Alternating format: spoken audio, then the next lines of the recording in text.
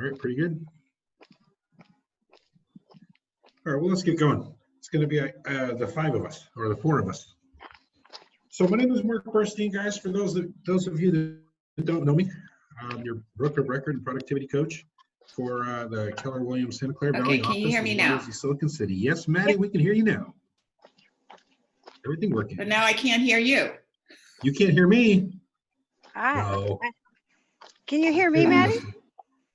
Okay, I'm gonna leave and come back. I don't know what is up. I'm gonna reboot my computer. Okay.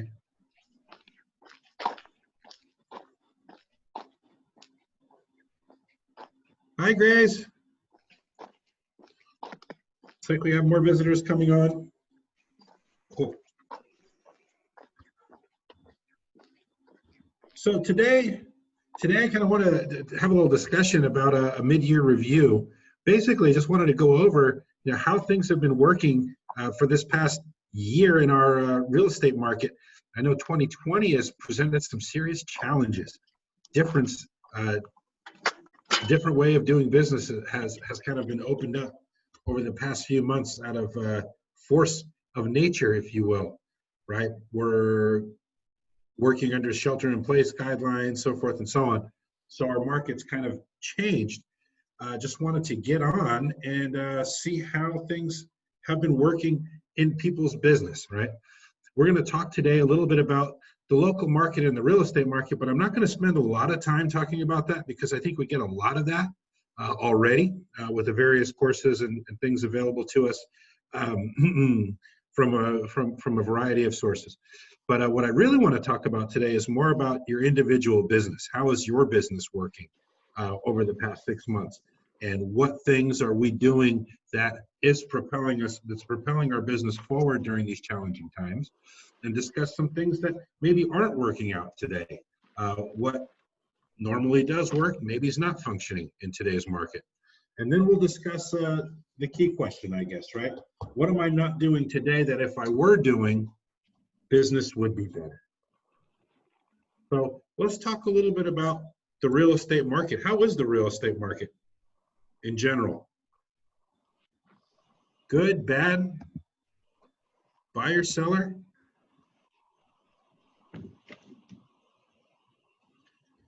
I only have one slide about it. I'm not going to talk a lot about the real estate market and how it's going. I know in general, right now, this is a chart of active listings relative to the number of pending listings at a given time.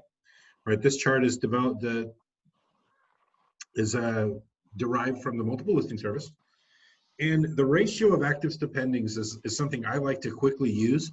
It gives me a very quick indication of the market condition in any market that I'm talking about. And within the MLS listings, if you look under statistics, the stats tab, you can generate a variety of different graphs for various areas. So this one I did just for Santa Clara County. You can narrow it down to a specific city. You can narrow it down to a specific neighborhood as well within MLS. But if we look at a county overview, you kind of get a good kind of snapshot from the top. And what we're seeing right now, right, we have 1,600 active listings, 1,633. Our pendings are right around 1,400. So we're right around almost a 1-to-1, which is a typical indication of a pretty strong seller's market, right? We have almost a buyer for every house that's on the market. And if we look back through this year, we can kind of see how things have been progressing. The beginning of the year, we had very low inventory, sitting right under 1,000 units available in the county. Also, the ratio was pretty similar to what we have now, 772 to 982. As the year progressed, the ratio split up a bit. March and April, we can see, as the shelter in place progressed longer, in my opinion, longer than I thought it would, things started to slow down a little bit. The rate of sales slowed down a little bit. But now look at, as May and June come around, we're seeing that ratio tighten up a little bit, which to me indicates that buyers are coming out and they're buying up what's available. Now, overall, our sales numbers are down because our overall listing numbers are down, right? Most of the folks that through February, March, April owner-occupied homes, especially in February and March, we couldn't even show them. So I know a lot of us were holding back listings, keeping the inventory low. Can you hear me Do you now? guys have any comments about the market and what you guys are seeing out there right now? So can you hear me? I can hear you. Oh my gosh. Okay. So, I mean, I think observations are based upon what our activity is, right? So limited in that.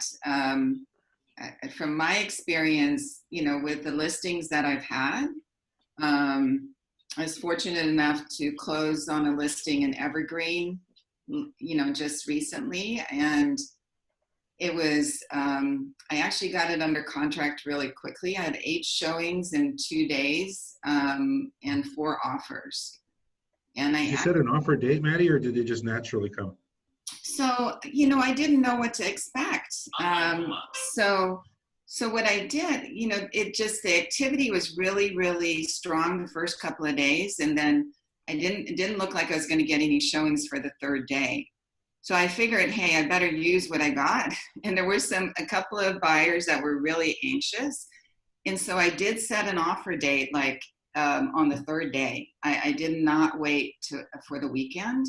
And I just I told my seller, I said, I just feel like I need to take advantage of that anxiety that the buyers have, because it was completely remodeled. We invested $150,000 into fixing it up. It had been a rental for 40 years. So it was really nasty looking when I took it over. And it turned out beautifully, and, did the 3D tour and the video walkthrough and all of that. It got to be a hot home on Redfin within 2 days. And so I was able to actually get as much money as was my stretch goal before COVID, which just kind of blew me away. Because I got the listing in November last year. And, looking at the comps when things were really hot, the beginning of the year and stuff, I was going to price it at $895. And I was going to, I said, our push is 1 million. That's really reaching for the sky, is my stretch goal. And I got 998. That's pretty close. Okay. That's a good result. And that was the expectation before COVID hit, right? So I was, this seller actually inherited these homes, and I just put the exact same replica just a mile away on the market on Friday. I've had 40 showings already. And what's the list price? Again, same as I had with the other one, 950. It's, we spent 150,000 again. Same story, same seller, same floor plan, everything the same. And I expect that I'm going to get like 10 offers. I expect that it's going to go over 1 million. Wow, congratulations. But that's not that price point of under 1 million is just, if it's in good condition and priced right and marketed right, I think, for me, managing all these peds and the showings, I wish it was so busy. Oh my gosh, I feel like an admin more than I feel like a real estate agent, How are you managing your, I mean, with 40 showings, how did you manage that? So I have a spreadsheet, and so as people are asking, so I started with 1 hour showings, because figured, agents are notoriously late, buyers may take a long time. I wanted to be respectful, considerate, and then by Saturday afternoon, it was just impossible. I had to go on the half hour. And I have to say that everybody really was very respectful, except for one agent that just took it upon herself to go at 12:55, just 5 minutes before another agent's, because she was a 2. So she just showed up at 12:55, didn't call me, didn't ask. Yeah, there's always one. There's always one, right? And then she justified herself when I told her, I said, I didn't appreciate what she did. you know, and then she had like a teenager, you know, I have one at home. They justify when they do something wrong. But so I have like a Google folder, and I mean, it's a pain in the butt, but I make a folder for every showing. And as the peds come in, and I title it, the date, the time, and the agent's name. And then I stick the ped in there. That way, because my head was just spinning, like I can't keep track of it, you know? And I still have like, I think a showing scheduled for today as well. All right. Well, congratulations. So that's the under million, you know, but then I don't know what one thing that I'll tell you, what really is upsetting to me, and this has happened at the beginning of 2018, and then I'll turn it over to somebody else to talk, is that I feel like we're in that twilight zone, you know, when there's a major market shift, there's a lot of agents that don't know, like, that are not hyper local, and so they don't understand. And like in my neighborhood where I try so hard to keep values up high, I sold a 3 to 1,161 square feet for $1,530,000. I had 12 offers. This was before COVID, but it's a really, you know, it's a hot neighborhood. I've had 2 homes sell since then in the neighborhood under 1.3, and it's just like I could have sold them for so much more. And it's because sellers know an agent, right? And so they rather go with somebody they know than somebody that actually has the proof of production, and then they wind up with less. I know my neighbor, right next door to me. I didn't get the listing, right? And they were thinking 1,450. And I'm like, well, number one, they're never going to get 1,450. And then they wound up selling for 1,265. So that twilight zone, because we have such a large, a gamut of agents, right? From experience levels, right? And some try really hard to, you know, get the most for their sellers, and some just stick a sign in the front and wait for a buyer to bring an, you know, agent. And so that's my frustration, you know. In general, is like, how do you educate sellers that it's not always in their best interest to hire their cousin or You know, it's the hyper-local knowledge that you have by doing business in an area over time. You have more insight. right. You know, like I've had a listing in Cambrian. Cambrian's my area for the most part, the area I know the most. But I had multiple offers, right? But because I'm receiving all the offers, I know where they are as far as breakdown goes. So I got lucky. I got one offer at 173. What everyone else doesn't know is all the other offers were at 1.5. Right.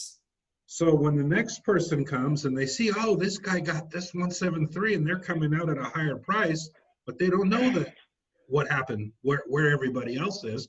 Right. And they're coming in on that higher price, and now they're sitting. Right. And they're sitting. And they're sitting, and they're still haven't sold. I know. Because the agents didn't understand that we had one person that come to that price point. We had that one person because we had those 4 others to motivate that one, right? Yeah. But you still need to have that momentum in order to get that price. Right. There was unfortunately a listing I didn't get in Campbell, and we had that discussion. It was a townhouse. That townhouse, identical townhouse next door, listed at 1.1, sold for 1.3. Wow. And my discussion was, well, we can do the same thing, but we have to list at 1.1.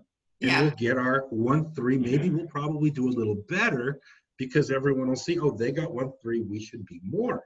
Right. But they didn't listen to me. They went with a different agent. They went on the market at 1.3, and now they're still on the market at 1.2.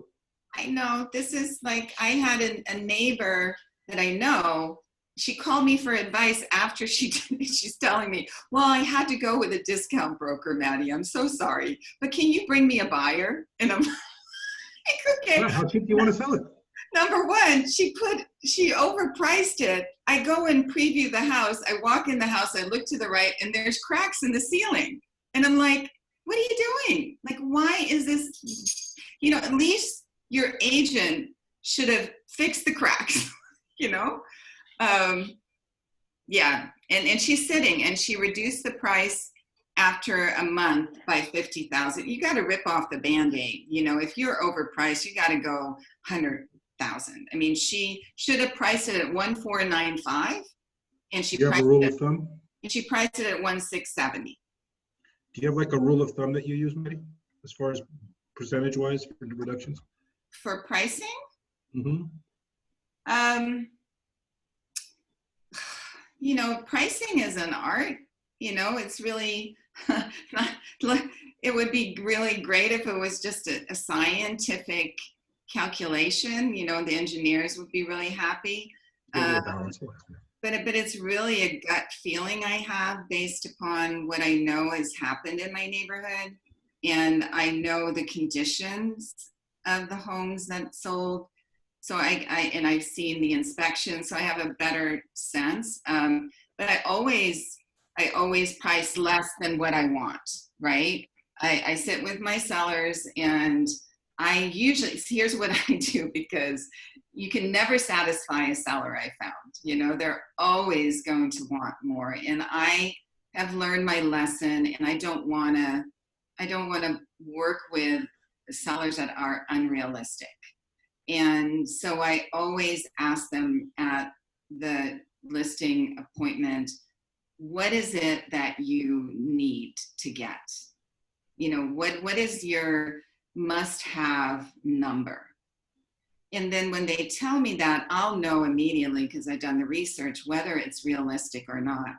And I usually get a price that's a little bit less than what my stretch goal would be, right?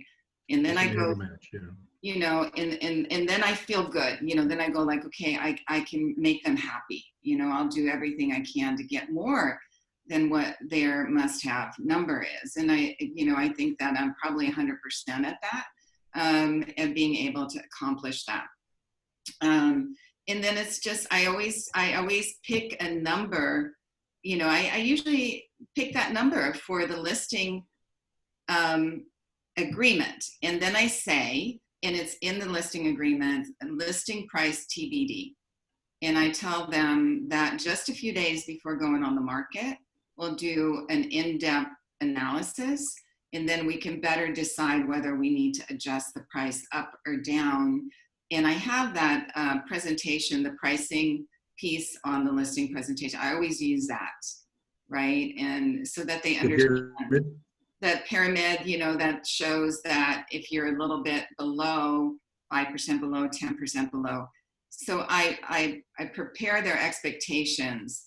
And then when I'm ready to set the actual price, then I have comps, and then I'll, and I tell them, I said, we want to be the best looking house with the best price when we hit the market. So it's not as much about the comps, it's about what is our competition at the time we go on the market. So I don't have a percentage. It's just, I really do a lot of work, and then I usually use my gut feeling based upon what I see to pick that number.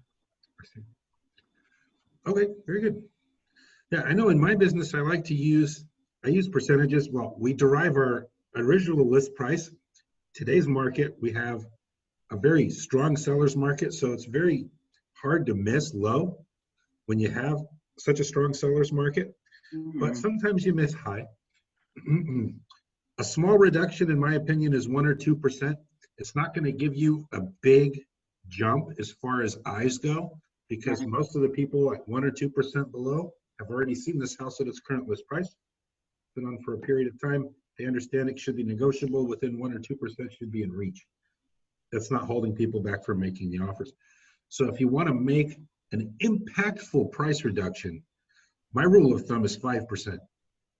If you're dropping your price 5% from where it currently is, chances are you're opening up yourself to a whole new market segment, a whole new set of eyes, enough to generate almost level one activity. What I mean by level one activity is when you first come on the market in any property, you're going to have the highest level of activity the first few days. That's because you have this huge pool of buyers that are looking and haven't bought yet. That property hits the market, they're all going to see it within 2 or 3 days, right? If they don't make that buying decision in a week or two, well, that's already still with those guys. You need a whole new set of eyes. And in my opinion, the whole new set of eyes comes at a 5% drop. Then you have that same rush again. And you have a chance to get over that list price because you have that chance of getting competition. And that's all because the market is hot right now, right? If the market's colder, then we have to be a little more careful in our pricing strategies. When these green lines are way below, like we had in April, almost 1 to 4, right? Almost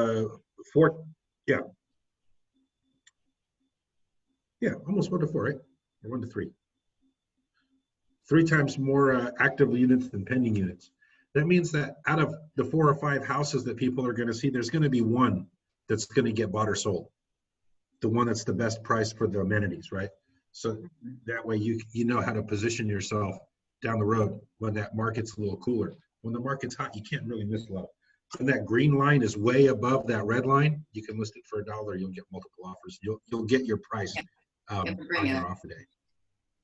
But that only works when that green line is way over the red. If the green line's not over the red, then you have to be a little more conscious and you can underlist a property. Well, the market in general, I mean, I think consensus is it's moving, right? People are buying and selling homes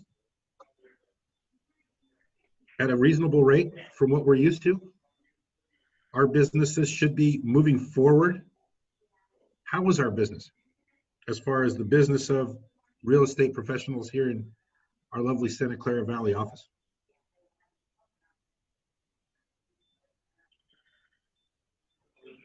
Maddie's got 3 listings coming on. I know business is moving for Maddie. Yeah, I mean, I have to say I was really blessed. And so these are things, so I'm running out of things that I got really good about, prepping for upcoming listings. So the ones in Evergreen, like the Fairfax that's on the market right now, this is something I negotiated in November last year. I see. And the other 2 that are coming up, those are part of an estate, and I was really blessed to get that seller. And now even with them, eventually I'll have 5 4-plexes to sell, but that'll be over the next year or so. But after that, I'm like, okay, where's my next one coming? I did pick up a couple of buyers, so that's good. I usually don't do buyers. I usually just refer my buyers out. But I'm holding on to 2 that I really like, that I think that are loyal to me. They actually just really share quickly. This is something that I've never experienced in my life. I was working with buyers and showed them lots of different properties all over the Bay Area. And they decided, because of what was going on with this work, that they were going to hold off, they were going to rent. And they actually, gave me, a stipend to keep me engaged with them. So they actually said, we want to give you money for your time, but the caveat is that you are going to be there for us when we're ready. And I'm like, you don't have to do that. But they insisted. They felt like they really wanted to compensate me. They said, but you got to credit it back when to my commission. So that was something that, like I said, I've never had before in my life. Usually buyers are not very loyal. And that's why I don't like to work with buyers much. Yeah, it's interesting. I know that we have some legislation and points of view on a national level kind of swirling around commissions and how people are getting paid. And some folks are of the mindset that, hey, start getting ready to charge your buyers because that might eventually be the norm. I disagree personally. I don't think that'll come through. But, Oh, that's, Mark, in commercial, that's sort of common. right? Mhm. If you have a consulting agreement, but it's more financial. So I have a tendency to think it's okay, like how Maddie's doing it, because if you're doing a financial analysis and then you're taking them places and you keep it, you show them and then they learn, even if it's a multifamily residential, they learn a lot. So I sort of like the idea of the way Maddie had it presented to her. Well, I mean, I don't think I would do it on a regular basis. I think the key thing on selling yourself to a buyer is that, hey, I'm free. You don't have to pay for me. And for that, I'm going to work really hard for you. And for that, I want your loyalty. If you want to shop around and you want to use multiple agents, that's fine. I totally get it. But then I'm not the agent for you. I mean, I've been there, done that, where I've spent so much time with buyers and then they wind up, going with somebody else. So I will typically ask for a buyer broker agreement, or really, I have to have a really sense that these are buyers that are going to stick with me, like the ones that I never expected them to give me money. I didn't, but they also, with COVID and stuff, they want to just support me through that time. And I just bringing it up because I thought it was like, there's good things out there, right? And just keep hope, and because it's kind of anxiety inducing what's going on right now. You can easily get into a mindset like, oh my gosh, what's going to happen? Where's my next listing going to come from? For me, all of my listings were based upon in-person, like meetings, like my parties, and all of that was taken away from me. So now I have to reinvent myself. And so it is, it was really nerve-wracking for me. I went through kind of a depression at the beginning and just kind of like totally like paralyzed, like, oh, what do I do now? So there's hope is the reason that I brought that up, is like, there's always hope. There's just got to get up every morning and just do what you got to do and hope for that something's going to pop up because you're doing the work.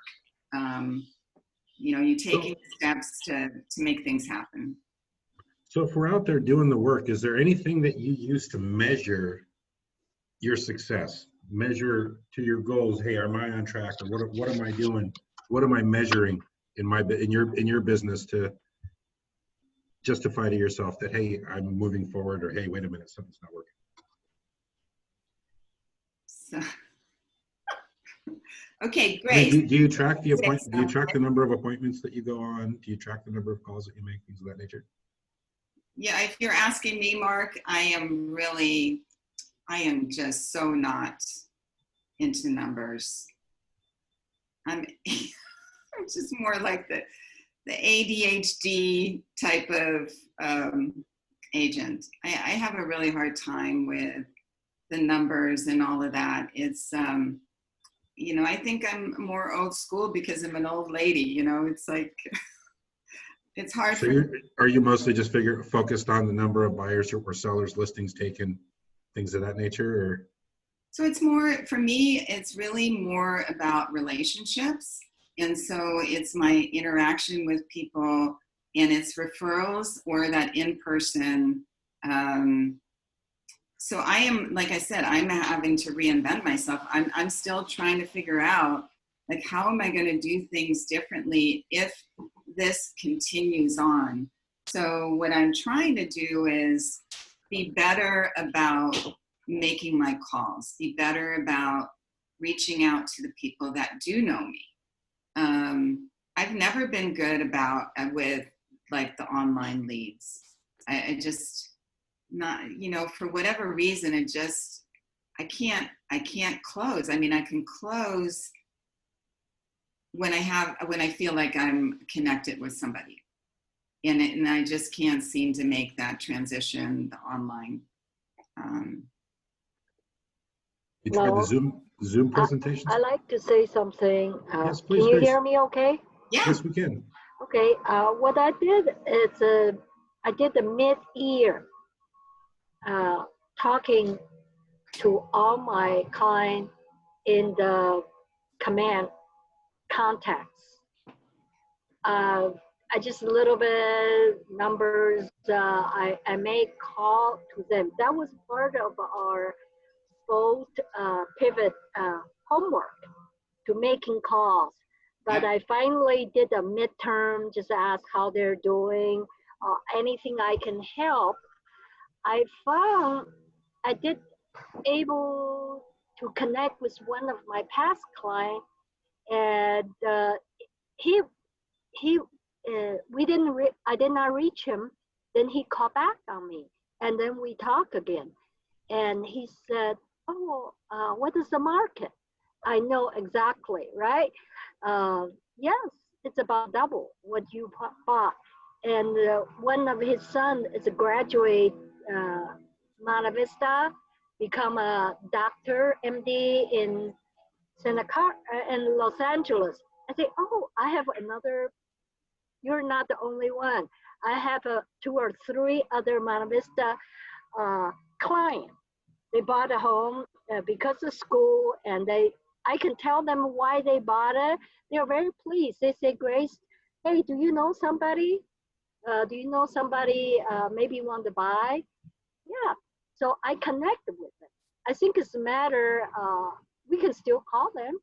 I use that for my mid-year kind of warm up to the buyer contacts. Very good. So just like our mid-year class we have here, a good follow-up call to the database, right? The mid-year market update with regards to the real estate business. Thank you, Grace, very much for that. Good. All right, very good. So, I mean, as far as our business goes, I mean, what things are we tracking to kind of gauge to see, hey, are we on track? Are we making our goals, or are we falling short? And if we are falling short, what do we need to do to catch up a little bit? And one of the things that we should be tracking is the number of appointments that we're getting and the number of appointments that we're going on. And the appointment would be a listing appointment, of course, is the number one appointment, and then buyer introductory appointments, if you will, is what we're talking about, where you can show a buyer your value proposition and get their commitments. So number of appointments that we're going on a weekly basis is something that we should all be keeping a track of. And conversion as well, right? How often are we converting these buyers or sellers? You know, if we're converting at 100%, then maybe you should think about, hey, maybe we're not going on enough appointments, because I know what you want to be an excellent salesperson and you want to close 100%. But if you're closing at 100%, I guarantee you're not going out on enough appointments. Things are being a little too comfortable in your business. Same with the buyers, buyers appointments. Number of people that we're getting introduced to on a regular basis. And when we're looking at our income goals, right, what we want to, you know, how much do we need to earn to live, and then how much do we need to earn to thrive? You know, they're going to be directly related to our database. Right? How many people do we have listening to our message? How many people, you know, based on how many people we have listening to our message, how many of those can we expect to bring to a closing table or to bring to an appointment or generate a referral? And it's one of the great ways to gauge the strength in your business, right? If we look at the ratios that Gary Keller brought into play within the MREA, based on number of people in your database, number of met people in your database, relative to the amount of transactions that you should have, right? It was 2 and 12. So for every 12 people in your database, you should have 2 transactions, buy and sell, or maybe even 1 or 6. Well, you know, break that down to 1 to 6. In our market here, people aren't moving quite as often because the jump's a little bigger than most. So I would even say 1 to 10. So for every 10 people in your database, it should generate 1 annual transaction if you're attacking that database properly and efficiently and regularly. Consistency is probably the biggest key from every ultra successful real estate professional I know. So what's the secret to your success? The first thing they say is consistency, and making sure that your marketing goes out on a regular basis over time making sure you're making sure, you know, you have all your postings, making sure you're making your calls and touching your database regularly to keep them engaged in your business, right? But what is working? I mean, we talked a little bit about that. Maddie touched on that a little bit so far, right? And Grace as well, calling your database, loving on your database, and generating appointments from your database.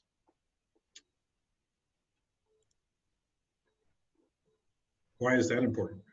I mean, people in our database with the situation that's happening now, right? We have some uncertainty in the markets. People might need reassurance. Yeah. So making that call to reassure them based on, you know, hey, what is going on in our market? Our market's still pretty good, right? Our homeowners, should they be worried about their home values? They are, but should they be? No, not really, right? So it's up to us to reach out and create that, right? And then hopefully Mark? get business from that.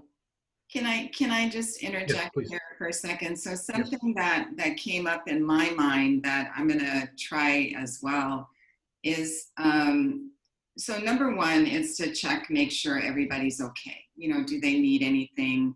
You know, that's that love-in. The other part is because of, you know, what's in the news about people being able to work from home. So some of the companies are transitioning. I think it's going to be, you know, they'll find that it's not as simple as, you know, hey, you know, we can all work from home. I think that people like me are not going to thrive in those scenarios. I need to be out. I need to be around people. And you can't have a company with, you know, thousands of employees that you don't have a mix of personalities, right? Engineers, okay to be home and work from home. But I think that the next step is asking people, like the buyers that I helped buy my listings, you know, that are now my neighbors, is they're all tech people, you know, like to call them and say, hey, what's going on at your company? You know, what are they thinking about doing? Are they going to go all work from home? Are you, or any of the people that you know, they're thinking about leaving the area because if they can work from home, they can live anywhere. I was talking to, I can't remember who yesterday, and it was an agent, that was going to put an offer in on my evergreen listing. And she said she went with a friend who's a Bank of America employee. They went to go Bodega Bay, and the Bank of America employee bought the house, and the agent, you know, represented her. And so she's going to live in Bodega Bay. She can do her job from remotely. So there are going to be people, a lot of people that are working from companies that are going to say, hey, you're okay. My older son works for Google. He's not going back until June next year, is what they've said for his department, right? Amazon, not until October, you know? So that, I think that's an awesome opportunity to, number one, call your database, ask them what's going on with their job, how they're doing, you know, are they secure? And then maybe they won't be thinking about relocating, but hey, you know, is anybody you know in your office thinking about it? Because I'd love for you to give them my contact information, right? So that's something that I'm thinking about, not thinking about, that I'm going to start doing. Just do it, right? That's it. Going to be doing starting next week. Block time and get it done. Yeah. Yeah, for sure. Hello, this is Grace. I have a Grace, question. please. Open the public. It's how can you reassurance to the seller about the market? I have a seller who is thinking to sell, was on the market last year, didn't sell, and then he spent a lot of money to remodeling. He keep asking, I don't think it's a seller market. Maybe I should wait. How do you assure seller it is the market to sell? All right. Does anybody have a response before I go? Anyone have something to add, or would like to, how do you reassure a seller about the current real estate market? I go back to the numbers. Yeah. Gotta go back to the numbers. Go back to this graph. See if we can't pull it up here, right?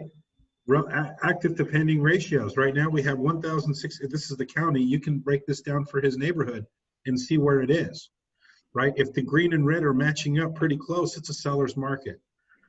A balanced market, you have around 5 to 1, 5 times more actives than pendings.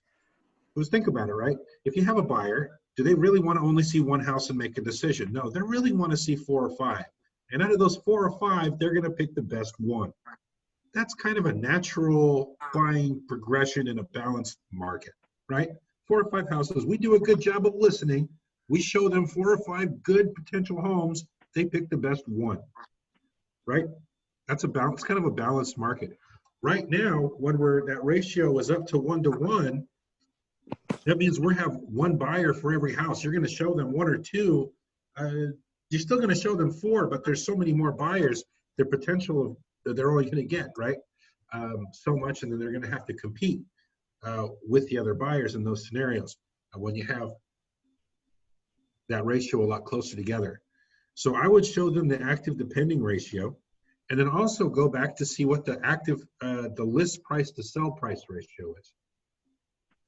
Because if it's over 100, that means everyone's getting over list price. Again, a strong indication of a seller's market.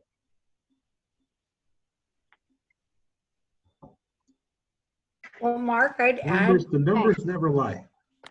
that I was reading about the commercial. One thing that adds to residential is the loans. The CMBS loans are reemerging when they didn't think they would. And what that means is businesses can get loans.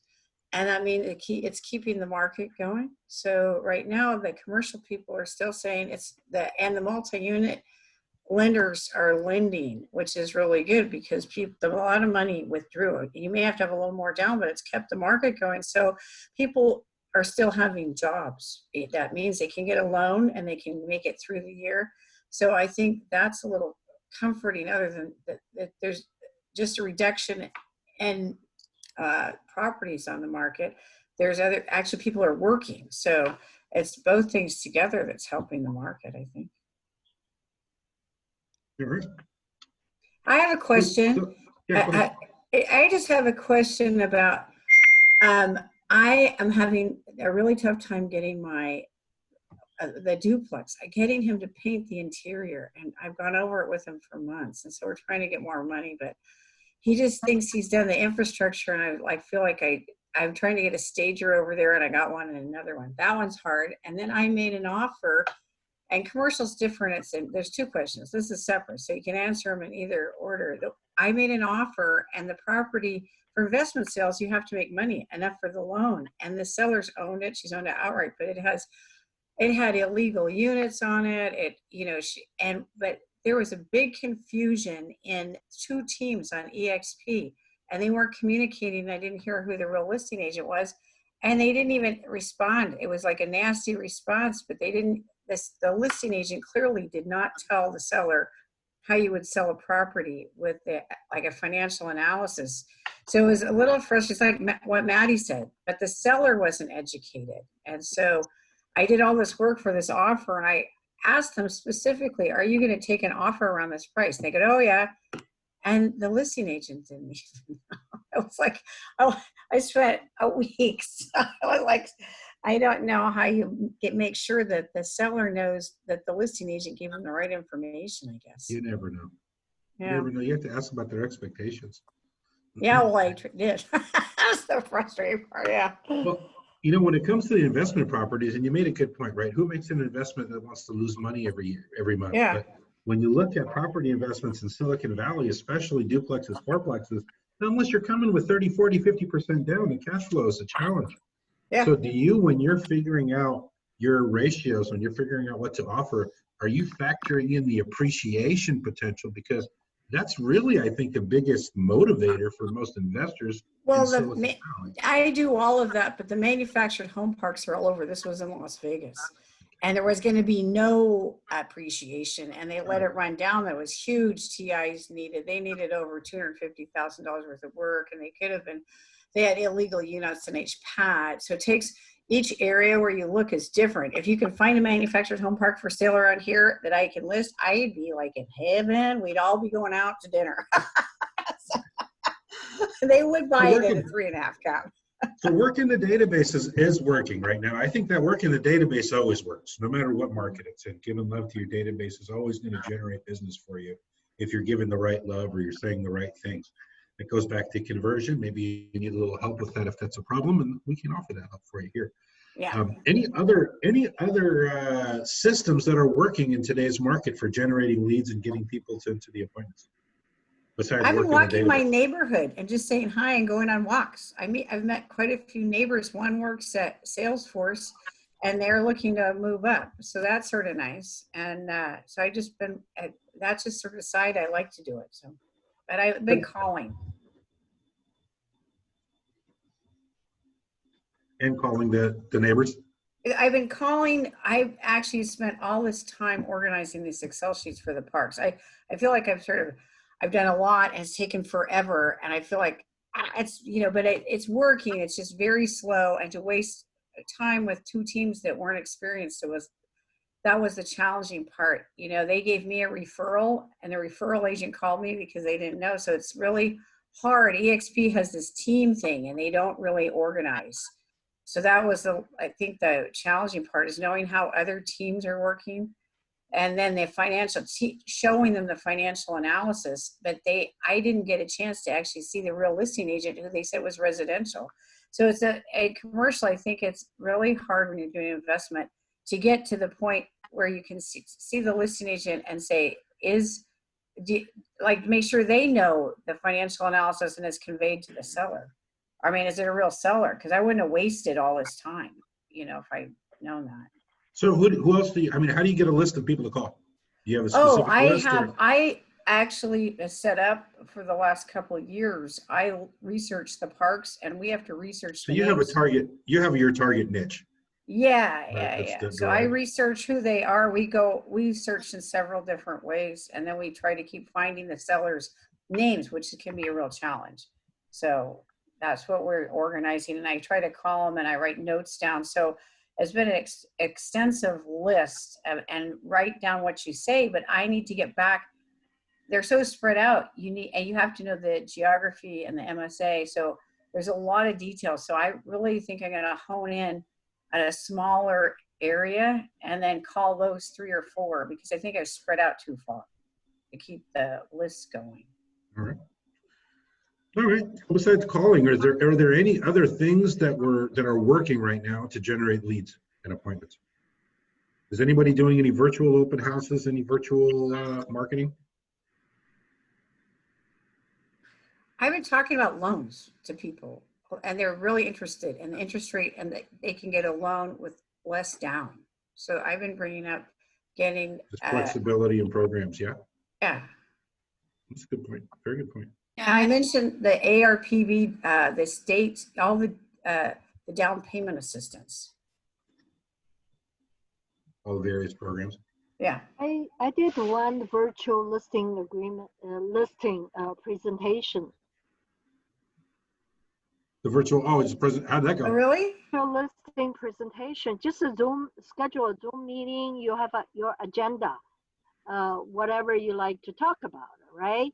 Put it in the PowerPoint, and I have a PowerPoint and doing the listing presentation because that seller don't want to meet.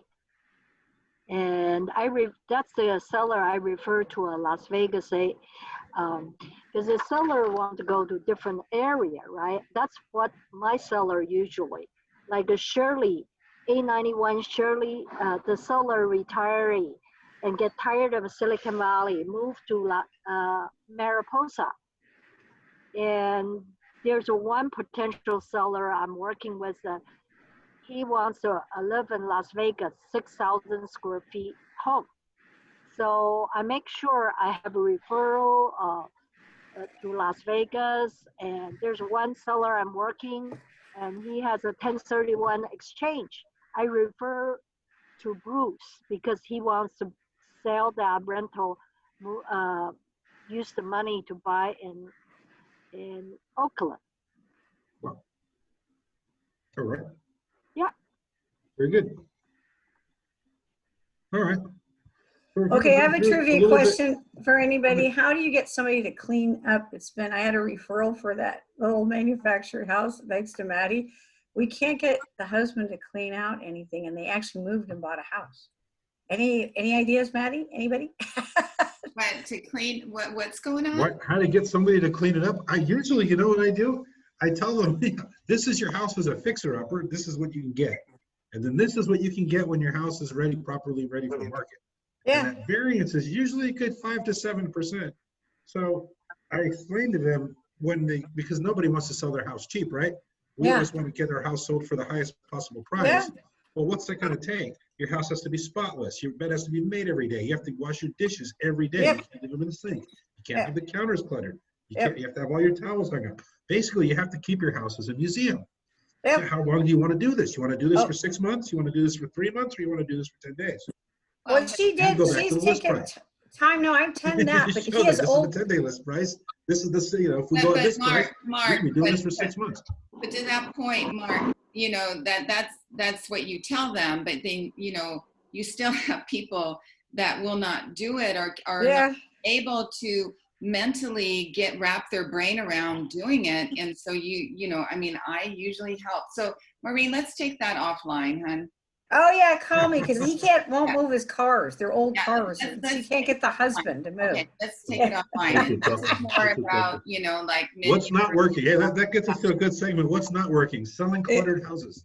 Yeah. Yeah, no, I mean, yeah, unless you want to sell for a discount, Yeah. Yeah. I Well, mean- she knows, the wife knows she can't get the husband to move the old So cars. let's and the talk stuff. about this offline, Maureen. Sure, So one sure. thing that I wanted to point out, Mark, so Yes. from what has worked, I think, sometimes we do things and we don't realize the effect it has. So for instance, especially, I always done it, but with COVID, I've been especially careful to make sure that when I have a listing, I have a custom URL, I have the 3D tour, I have the Matterport, I have a floor plan, I have the video walkthrough, I have beautiful photos. And because of that, the views you get on Zillow and Redfin make a huge difference, right? So I've got 5,000 views on Redfin. I have 4,000 views on Zillow on this listing. And if anybody wants to look at it, it's 2877fairfax.com. And what has happened is this is the first time ever that I've had buyers, and this has to do with COVID too, because now buyers have to have an agent to see a home, right? So I've had buyers call me, and it's like, what do you do when you have a buyers? I don't, like I said, I don't do as well. I know my strengths and my weaknesses, right? So what I've done is I have now a system where any buyer leads, I have people that I refer that to, right?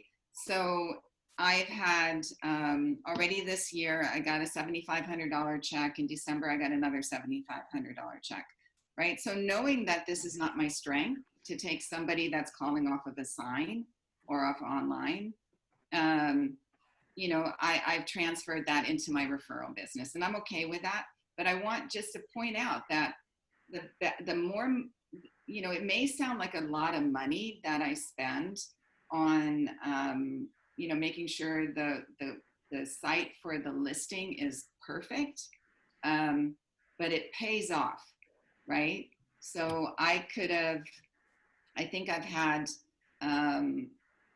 like 5 or 6 calls, either from Zillow or the sign, that have seen the house. Now, I didn't show it myself, but there's potential that whoever I gave those leads to, that they'll get buyers out of it and that will close deals. So if you're, I think that don't underestimate unintended circumstances, unintended with reactions to things, right? So, I'm doing it to sell my house, but it also provides for more leads. Right, we got to follow that 30, 30, 40. I think there's something to that. I think sometimes it gets a little easy to sell these homes. If we don't spend that 30% Yeah. for cost of sale, it's easy to skip that too sometimes, especially if you have a well-priced listing.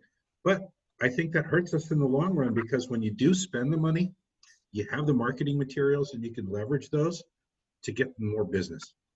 I totally agree. And, you know, like I pay for staging because of that. And every time I pay for it, I just cringe, right? Because I think like, I'm going to sell the house in 7 days and I spent $3,700. But you know what? If I don't, I'm not going to get top dollar for my seller, and it's going to take me longer to sell, or it's going to sit.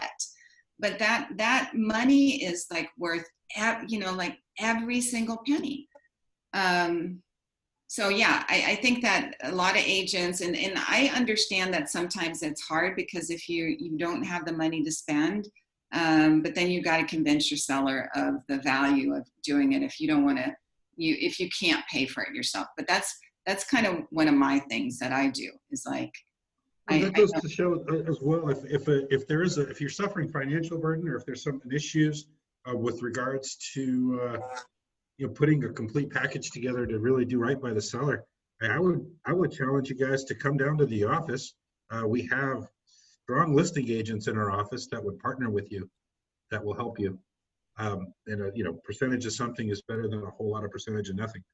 yeah. So if you have listings coming up and you're looking at your budget, it's like, well, maybe I don't have the financial means to properly market this listing. You know, come to the office. Talk to me, talk to Bob. There's agents that you can partner with, and we can make sure that the experience for the seller is always a positive.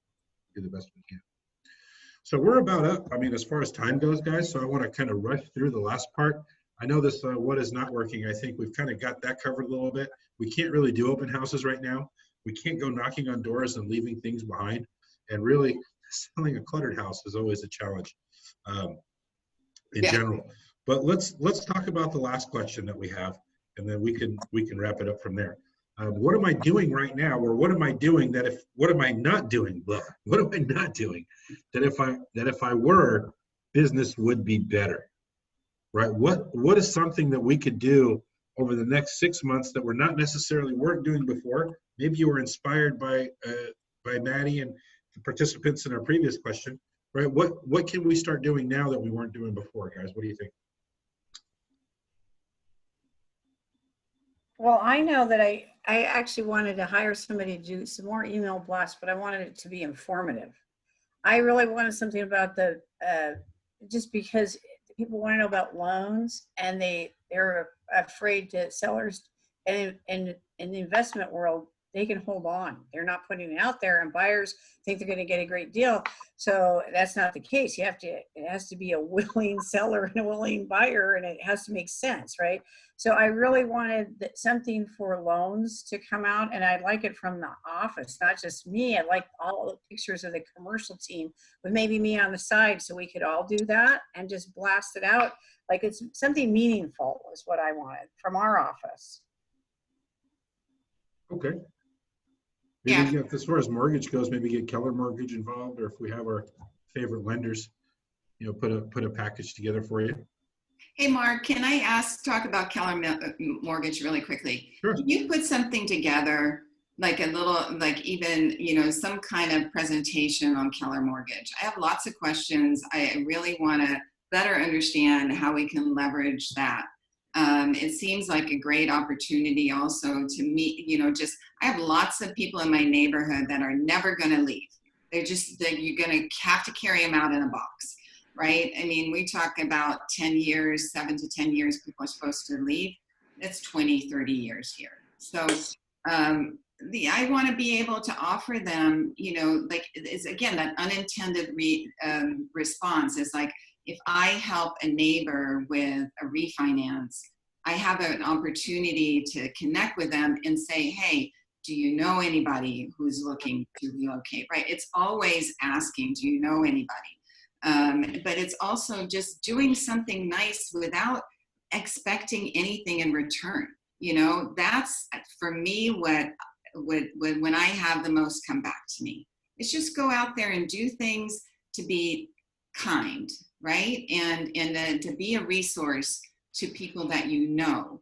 And then don't forget to ask, because I think that's the key thing. Don't be a secret agent. Don't forget to ask. Do you know anybody that is looking to buy or sell? I think it's very important. Asking is very, very important. I think that a lot of times we get so good at telling people about what we're doing, and they're like, oh yeah, they're a great agent. But if you don't ask them, they may think, hey, you know what? They're a great agent. They don't have time for me. Yeah, they're too Go busy. look for somebody else. But Yeah. when you directly tell them, yeah, I got all these great things going on, and by the way, I have more than enough time to help you when your needs are arriving, or if for people because I value our relationship, that'll go a long way. I'd like to know about it was on Inman News that no one in our office has mentioned that I know. I didn't know Keller Williams had it's called Offer something, and it's a iBuyer, and I didn't know Keller Williams even had it. It's on the Inman News, and I didn't get to hear all of it. And it says now they're going to other agencies and allowing, it's like buy for cash. So instead of fixing the house up, the people that don't want to do it, they get somebody to come buy it for cash, just the way it is, and then they buy something else. So do you know about that program? There was a company, I believe, called Open Door and Zillow. No, this is Offer. This is a Keller Williams. There were a few that were really coming around hot and This heavy. is a Keller Williams owned product called Offer. If the name of it's Offer something, I have to go look. I just saw it on Inman News from Gary Keller, and it says Gary Keller's opening it to other groups so investors can buy it for cash. So if you don't know about it, I'll try to find the link. But do we have an email sign in for Inman News for Gary Keller? Yeah, I'm not sure. I don't know. Oh, I don't. I'm not subscribed to Inman News. Yeah. But that's an interesting point, because I know that most of those iBuyers right at the beginning of this year all stopped iBuying because of the uncertainty in the markets. I know Zillow pulled back, but then they're all kind of coming back to the fold. I know that it's a legitimate concern for sellers, and I think that if we're out calling our database, it's an option that people that are in dire need may take advantage of, right? If I need money now. But if you don't need money right this second, I mean, those guys are going to take a good 15% of your equity. Yeah. Right? They're not there they're there to make money. Right? Yeah. I just wanted to know about the program. I'd never heard of it from Gary Keller. I didn't know we did it. Yeah, I didn't know either. But it would help us be more competitive. That and bridge loans. Bridge loans are always a sticker, right? When people are moving up and down.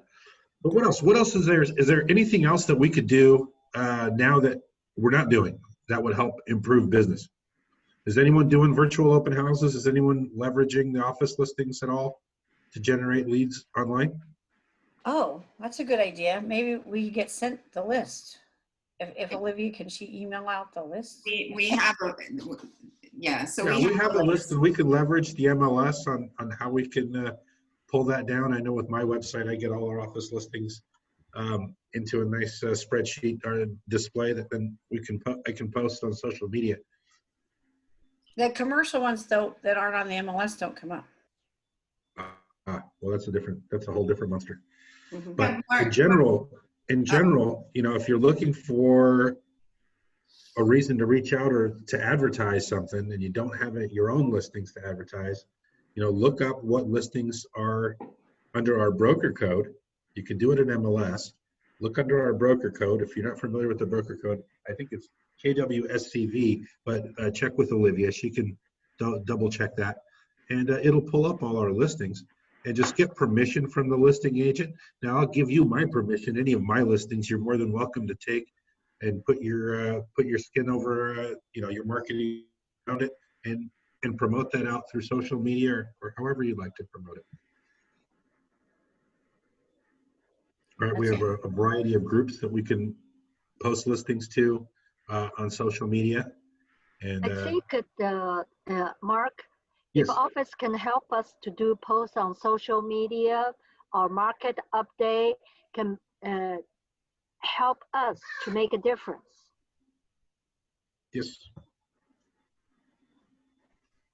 You know, I would, what I'm going to do, Mark, and I would challenge everybody to do is to really understand what their online presence is, to Google themselves and to look and see, you know, how they're popping up, and, you know, create, you know, one consistent message, one consistent photo or photos, and you know, maybe pull together some testimonials, which I have to say I'm really bad at, and then just make sure that across the board you are represented. You have photos. There's lots of sites that pick us up without us knowing, and then we show up with a dark, right? Like we have, we don't have our picture on it, or our phone number is not correct, or, you know, any of that stuff. So it's really taking that committed time to say, okay, I'm going to Google myself. I'm going to list how I pop up, and then maybe really research how you can get better, you know, like how if, because that's the thing nowadays, and it was even before COVID, right? So somebody meets me that does not know me, what are they going to do? Right? Unless it's a referral from somebody they really trust, they're going to go online and they're going to check me out. Right? Even if it is a referral from somebody they really trust, they're Right. still going to go online and check you out. Right. So I think that to me is something that I keep telling myself I'm going to do, and then I get sidetracked. It's easy for me to get sidetracked. But it's just kind of like to dedicate a day and say, you know, I'm going to dedicate it to making sure that my online profile is exactly what I want it to be. And again, that consistency we talked about, right? It's not just about consistently putting the effort in, day out, and then the results will kind of pile up as we go along. It's like, you know, how are we being represented online? You know, and are there other places that I can, for little money, you know, maybe boost my profile, you know, or go on another site that I'm not on, right? So that I think that could have a huge impact for everybody. Well, yeah, I have to say I agree with Grace. I'd like some help. I brought it up before, but I still can't. It's a technical thing. My webpage isn't directed to my other webpage, and so it doesn't come up. It comes up with the basic Keller Williams, and you'd have to even know how to scroll down. So a lot of commercial people really they're not excited about it. So that's sort of an offline thing I'd like to discuss. Sure. And we can help you with that. Very good. Any other things? I know there's a lot of things there's a lot more I wanted to share with you guys, but unfortunately our time constraints. I know we're about 15 minutes over, and I want to be respectful of your time today. And then we have another class we're teaching at 1 o'clock. So we're going to wrap this up.